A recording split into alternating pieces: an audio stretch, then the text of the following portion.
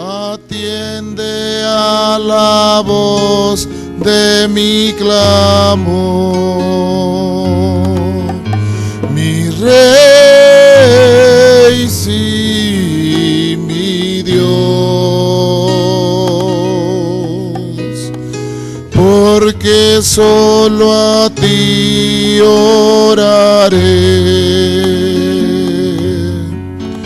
Oirás mi voz de mañana,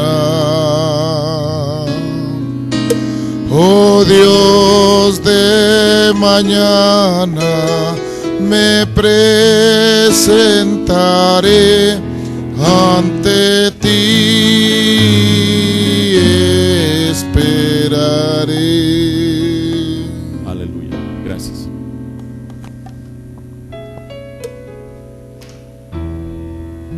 Dios bendiga a cada uno de ustedes en esta mañana. Les saludo en el nombre del Señor Jesucristo. Vamos a tomar la escritura que hemos estado tomando en la epístola del apóstol San Pablo a los Hebreos, el capítulo 1, verso del 1 al 2. Les doy a cada uno de ustedes una cordial bienvenida en el nombre de nuestro Señor Jesucristo a esta escuela dominical y bueno, pues qué bueno que usted hace el esfuerzo de venir un poco más temprano a la casa del Señor, sabiendo que esto pues también es parte de la palabra, ¿verdad? Hebreos 1 del 1 al 2 dice: Dios habiendo hablado muchas veces y en muchas maneras en otro tiempo a los padres por los profetas, en estos postreros días nos ha hablado por el Hijo, al cual constituyó heredero de todo, por el cual asimismo hizo el universo. Vamos a inclinar nuestro rostro, Señor. Tenemos para considerar una vez más una porción de tu palabra, la cual, Señor, te pedimos, Dios, que sea de beneficio para nuestras vidas, Señor, ya que así lo hemos propuesto en nuestro corazón en esta mañana, venir, Señor, y escuchar de ti, Señor. Ayúdanos, Padre Celestial, en esta mañana, tanto al que habla como al que escucha, en el nombre del Señor Jesucristo. Amén. Tome su asiento. Estamos estudiando en esto que es la parte de doctrina de nuestra escuela dominical, por medio solamente de la Biblia, de tal manera que si usted ha sido un buen receptor, y no solamente eso, sino que si usted le pide al Señor la revelación de estas cosas, usted podrá tener la certeza del por qué creemos lo que estamos creyendo. Esto no es una fábula inventada por un hombre, no es la ocurrencia de alguien, sino este es el cumplimiento de la palabra de Dios. Ahora, una de las cosas que uno tiene que estar seguro es que esto que uno está creyendo está basado en la Escritura, porque uno no va a estar creyendo, usted sabe, alguna idea, alguna teología, alguna cosa que pudiera ser presentada por alguien. Tenemos que tener la certeza que lo que nuestra religión no es en vano, es la religión de Jesucristo.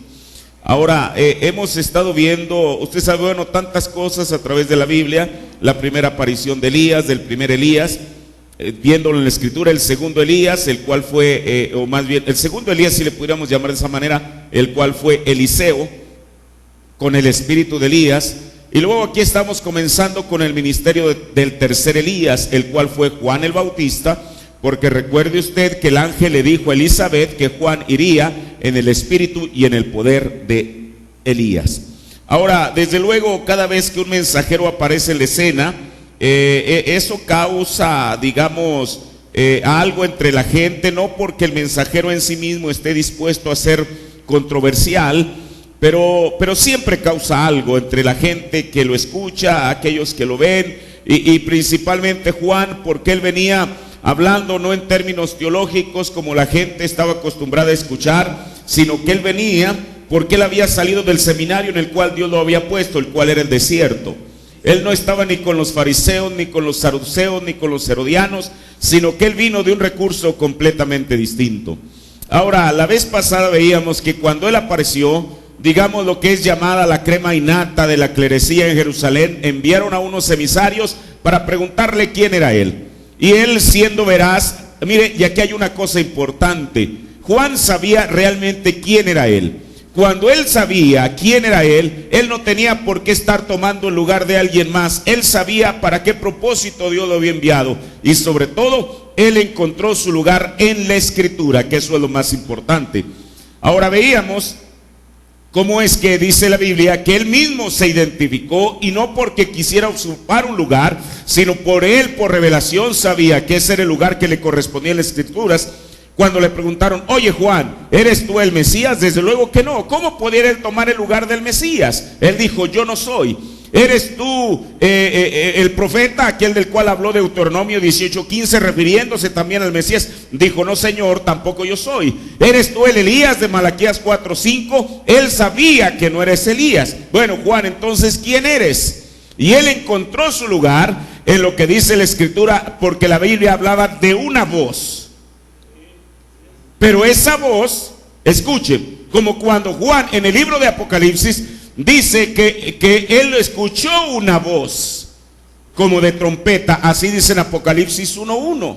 Ahora, esa voz, desde luego, no es, usted sabe, como el viento, algo que aparezca por ahí. Esa voz tiene quien la hable detrás de ella.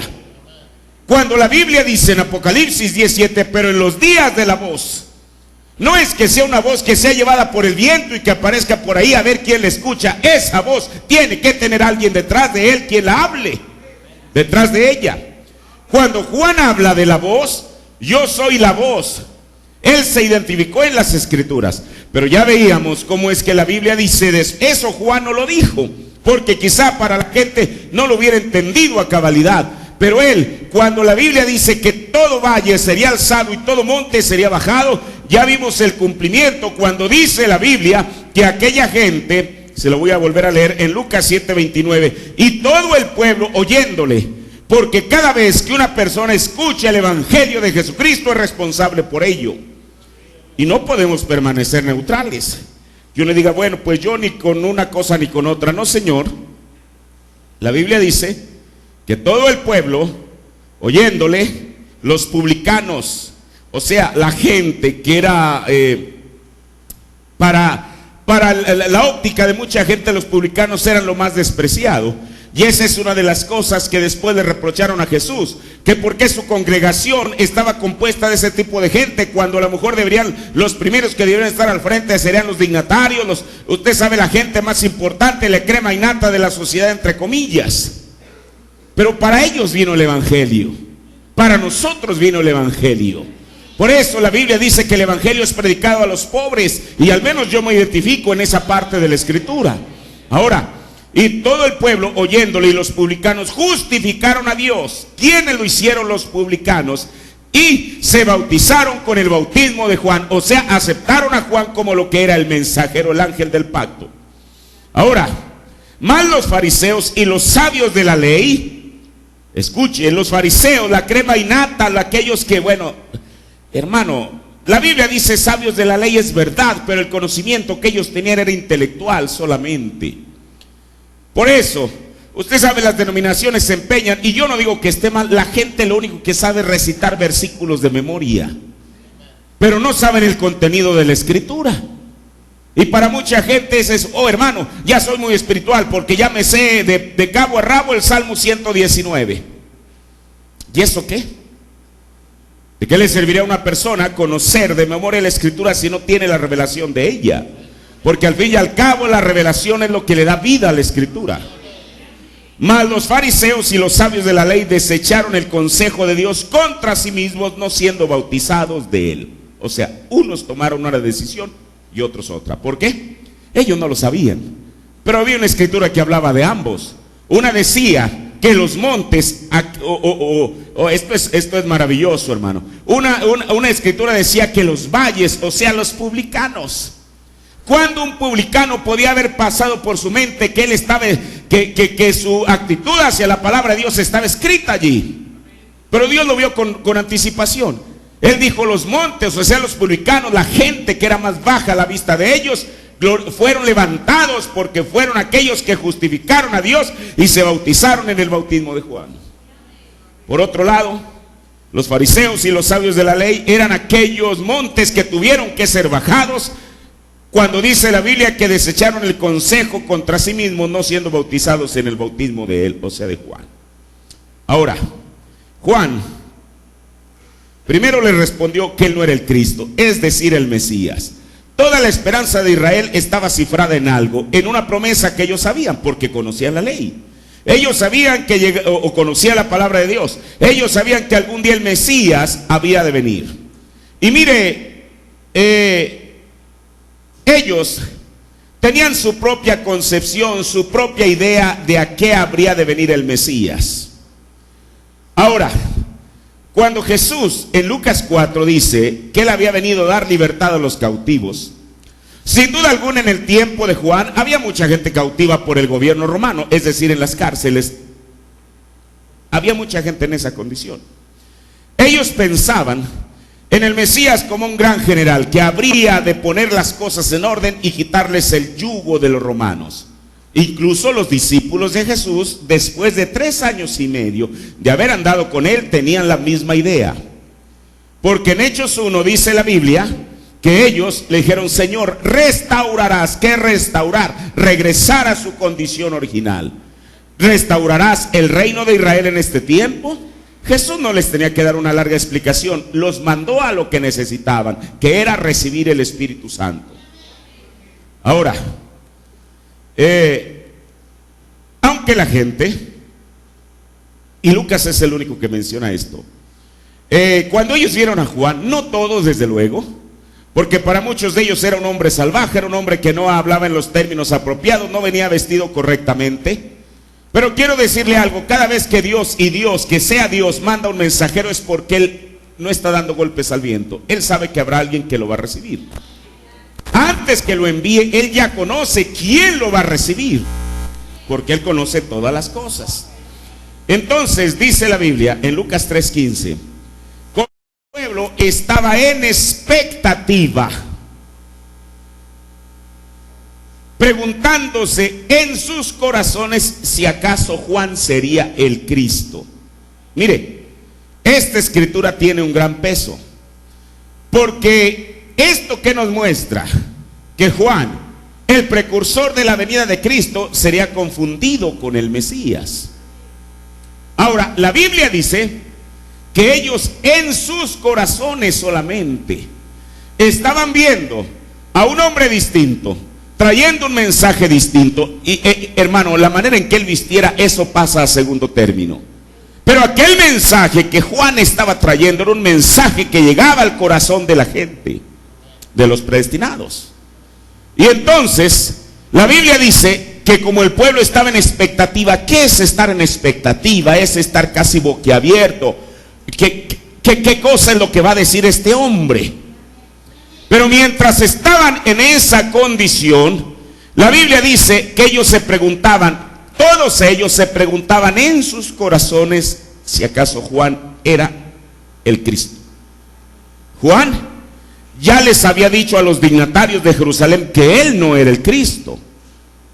Así que si él le había dicho a esos dignatarios que él no era el Cristo, es porque él no creía que era eso.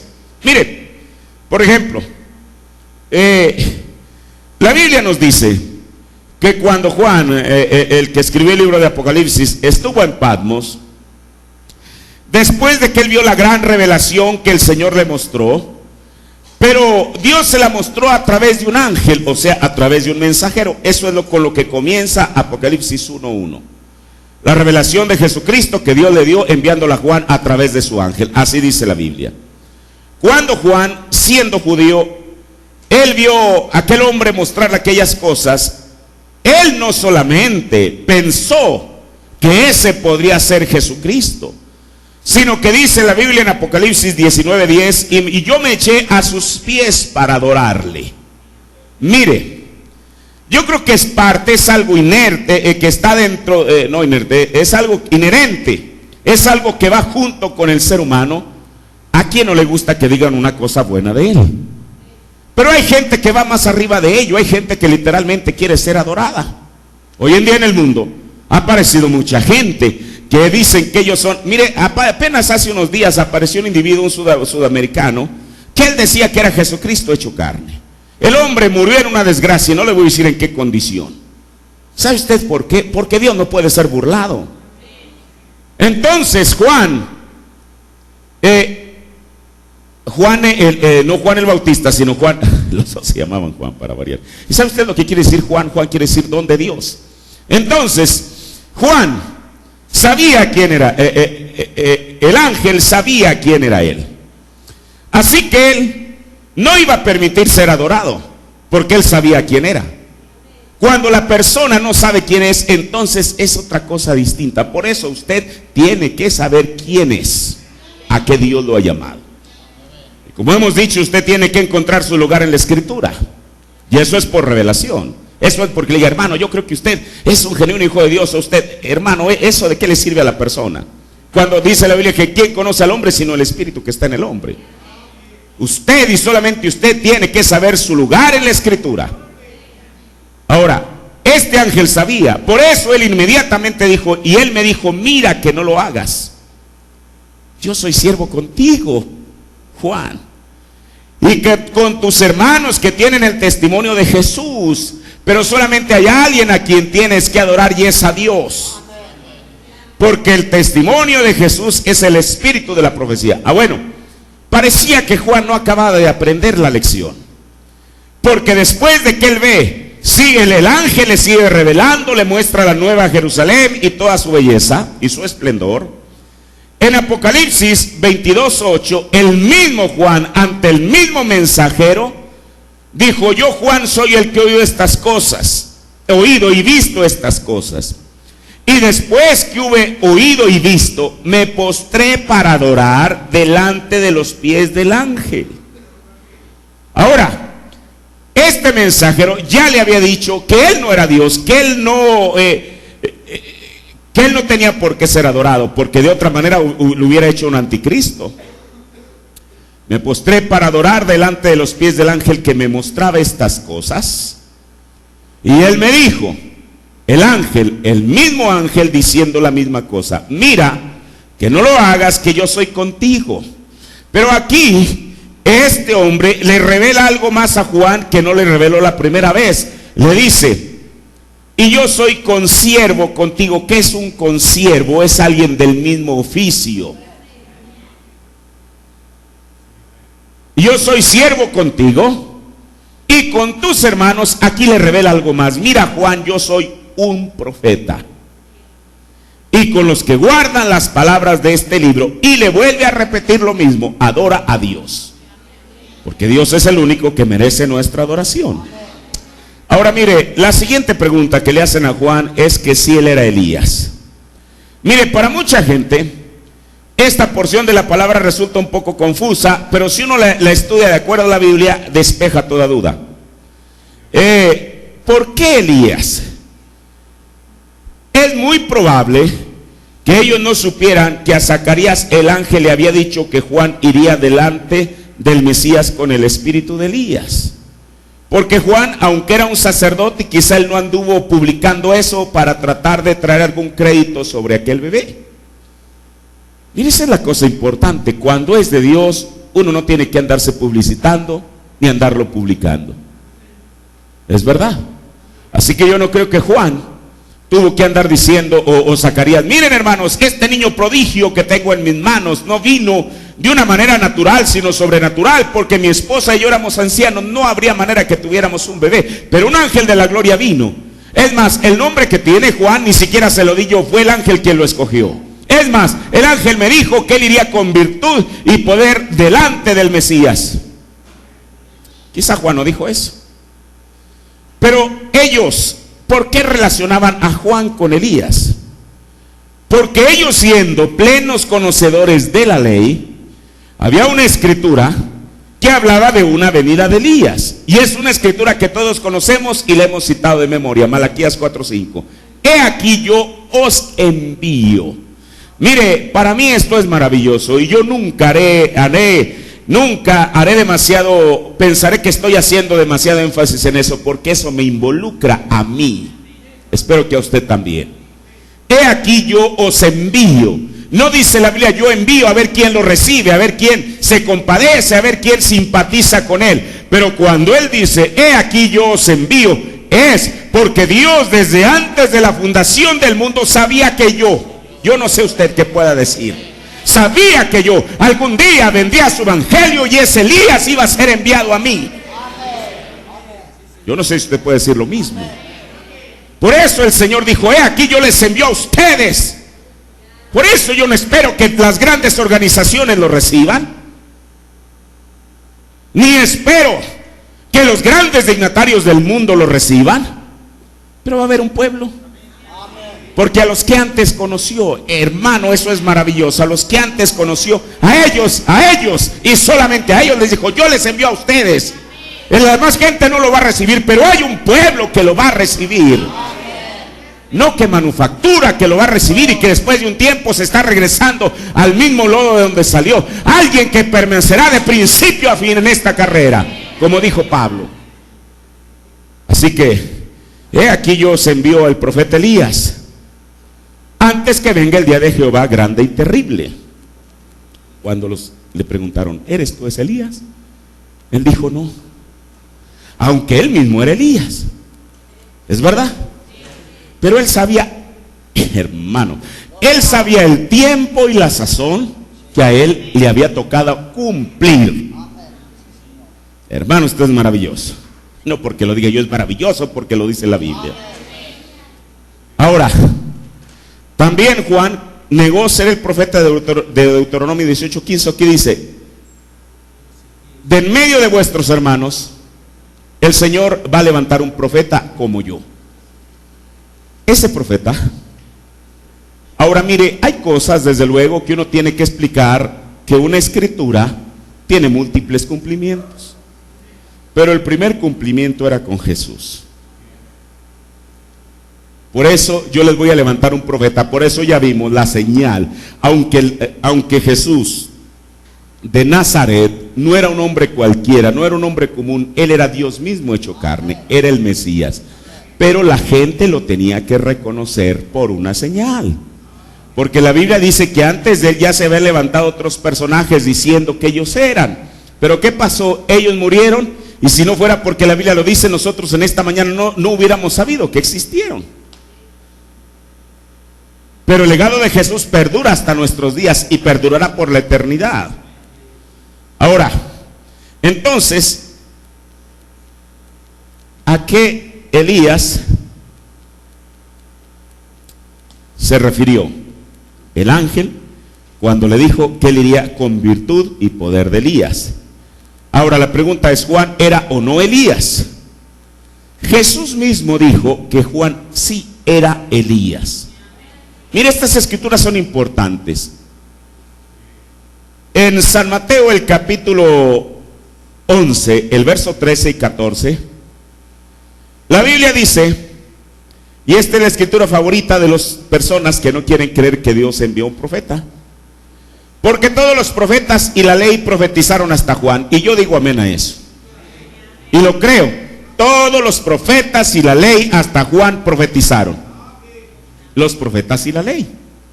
Pero Jesús mismo fue el primer profeta. Jesús no. Juan mismo fue el primer profeta de la gracia.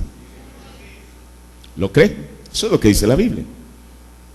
Porque Juan vino. Hoy en día usted pregúntele a cualquier religioso que si cree que Juan el Bautista era un profeta, van a decir que sí. Pero si usted nota, Juan vino antes que Jesús. Jesús fue el segundo profeta de la gracia. Esa es la señal que él iba a traer. Ya lo vimos en cultos pasados. ¿Cómo reconocieron a Jesús? Señor, me parece que eres un profeta. Y la gente decía, todos le tienen por profeta. ¿Qué opinas tú del que te abrió los ojos, que es profeta? Hay suficientes escrituras para respaldar eso. Por eso, efectivamente Juan, porque todos los profetas y la ley hasta Juan, dije que Juan era el primer profeta de la gracia. Juan fue el último profeta de la ley. El primer profeta de la gracia fue Jesús. Jesús fue el primer profeta de la gracia. Entonces, si Juan hubiera sido el último profeta que existió, porque vuelvo a rectificar eso. Juan no fue el primer profeta de la ley, Juan no fue el primer profeta de la gracia, Juan fue el último profeta de la ley. ¿Está bien? Jesús fue el primer profeta de la gracia. Si Juan hubiera sido el último profeta, entonces ¿qué fue Jesús? Entonces, todos aquellos que identificaron a Jesús como profeta estaban equivocados, desde luego que no. Ahora, y Jesús sigue diciendo en San Mateo el capítulo 11, el verso 14, y si queréis recibirlo, ¿a quién? A Juan. Él es aquel Elías que había de venir. Entonces, según Jesús, y Jesús está diciendo exactamente lo que el ángel le dijo a Zacarías, que Juan había de venir con el espíritu y poder de Elías. Sin embargo, los estudiosos de las escrituras en aquel tiempo esperaban a un Elías. Y tenían razón, había una escritura en Malaquías 4:5 que hablaba de un Elías venidero. Y los discípulos, siendo que la mayoría de ellos no eran eruditos en las escrituras, eran pescadores, recolectores de impuestos y etcétera, otras cosas que no sabemos, pero ellos no estaban ajenos a lo que la gente murmuraba, a lo que la gente comentaba. Y la gente comentaba que tenían la promesa de un Elías que había de venir. Y entonces los discípulos le preguntan a Jesús en Mateo 17:10. ¿Por qué pues dicen los escribas? Aquellos que están transcribiendo un texto a otro, ¿por qué dicen los escribas que es necesario, que es importante que Elías venga primero? Ahora mire, en la versión antigua de la Biblia, en la versión 1909, que es la que yo regularmente uso, lo habla de una manera más clara. Respondiendo Jesús les dijo, a la verdad Elías vendrá. En la versión 60 dice viene. A mí me gusta la versión antigua, a la verdad Elías vendrá. Ahí el verbo venir está conjugado en tiempo futuro. Eso quiere decir, si uno toma textualmente las palabras de Jesús, que hasta ese día que los discípulos le preguntan a Jesús, Señor, ¿por qué dicen los escribas que Elías debe venir primero? Cuando Jesús les dice, a la verdad Elías vendrá primero, quiere decir que hasta ese momento todavía no había venido. Juan el Bautista ya había venido. Mire, esto parece, hermano, parece un juego de palabras y un rompecabezas, pero uno requiere la revelación del Espíritu Santo para poner cada pieza donde corresponde. Pero dice, hermano, entonces yo no entiendo, ¿por fin era o no era? Bueno, sí era y no era. Así de sencillo. No era el Elías el cual había de venir antes del de Jehová grande y terrible. Porque cuando Juan vino, el mundo no fue como un horno. Eso es lo que dice Malaquías 4. Pero sí, tenía que cumplir, mire, porque cada profecía, y quizá después vamos a ver la parte de Malaquías 4:5 que a Juan le tocó cumplir. Usted dice, por fin, ahorita después lo vamos a ver en la Biblia. Respondiendo Jesús les dijo, a la verdad Elías vendrá primero. ¿Y qué es lo que va a hacer este Elías? Que no había venido todavía en el tiempo de Jesús. Según las propias palabras de Jesús, es que este Elías que vendrá primero, restaurará. ¿Qué es restaurar, hermano? Regresar a su estado original. Esa sería, Juan no restauró nada, absolutamente. Ya termino solamente para, y restaurará todas las cosas. Mas yo os digo, mire lo que Jesús les dijo, que Elías ya vino, ¿quién? Juan. Y no le conocieron a Juan, sino que hicieron con él todo lo que quisieron. Así también el Hijo del Hombre padecerá de ellos. Entonces los discípulos entendieron que les había hablado de Juan el Bautista. ¿Cuándo les habló de Juan el Bautista? Cuando les dijo, Elías ya vino.